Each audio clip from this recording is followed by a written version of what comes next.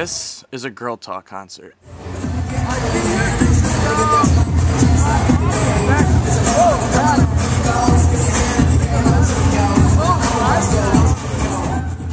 Girl Talk is arguably the most popular mashup artist around. Essentially, Girl Talk takes already existing music and remixes it to make it his own. Despite releasing various albums featuring samples, Girl Talk is yet to be sued. According to filmmaker Brett Gaylor, culture always builds on the past. The past always tries to control the future. Our future is becoming less free. To build free societies, you must limit the control of the past. So, I'll just grab any one of those, paste that into a new window. Elvis Costello radio. Put 0.25 seconds of it there, and then paste 0.125 seconds of it, which is half of that, and paste to 0.25 seconds again. So this is 1 second now, and this should be on a rhythm. Put in 0.125 seconds of silence. Put it twice, so it's 0.25 seconds of silence. That pretty much sounds nothing like that original song, and I would say that's roughly the equivalent of, you know, taking a familiar Beatles melody on your guitar and rearranging the notes and putting a new guitar pedal sound on it and calling it your own. But how can Girl Talk get away with this? Does it abide by fair use? Fair use is a part of copyright law that allows for free speech. I can use small amounts of copyrighted material to make an argument.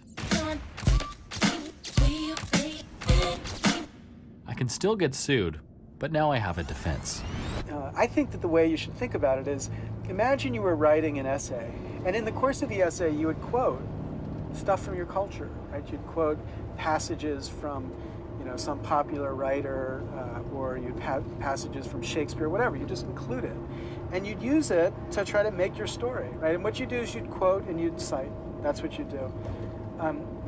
You should have the same freedom with film as that writer has with that text. Nobody would doubt that the writer could do that with the text, but it's a federal case whether you're allowed to do that with film.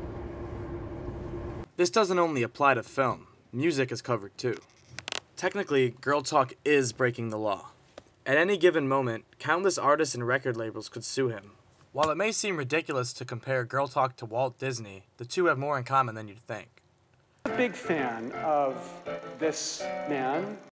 I'm a big fan of his work because his greatest works demonstrate beautifully how culture builds on the past. What Walt Disney did, better than perhaps anybody else, was to take works that were in the public domain and updated it and made it relevant for our age. Real boys?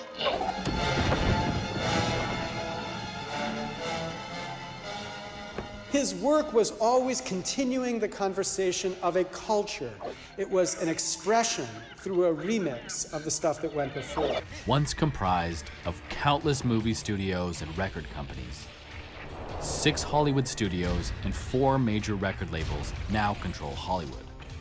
And these companies are owned by even bigger companies.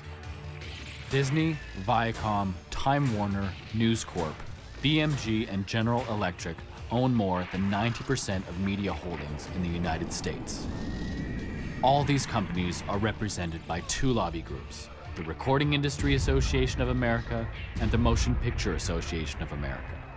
Like it or not, this is who owns and controls our culture. The copyright system is, to put it lightly, broken. It was this mindset that spawned the creation of the Creative Commons. Lawrence Lessig traveled to Brazil in 2004 for inspiration and imagined an alternative global copyright system, Creative Commons. Creative Commons was born to set culture free. A license that says, I as a musician give you the right to sample my work, take and build, create, remix. And the most important place where that conversation began was here in Brazil. I come from the land where we talk about being free. I come from a land where we are lost. You are our brother in this debate, and you must remind us of what we have lost. Girl talk is a crime. That's this world. That's, what's the word? That's fucked. Can I hit it in the morning without giving you half of my dough? And even worse, if I was broke, would you want me?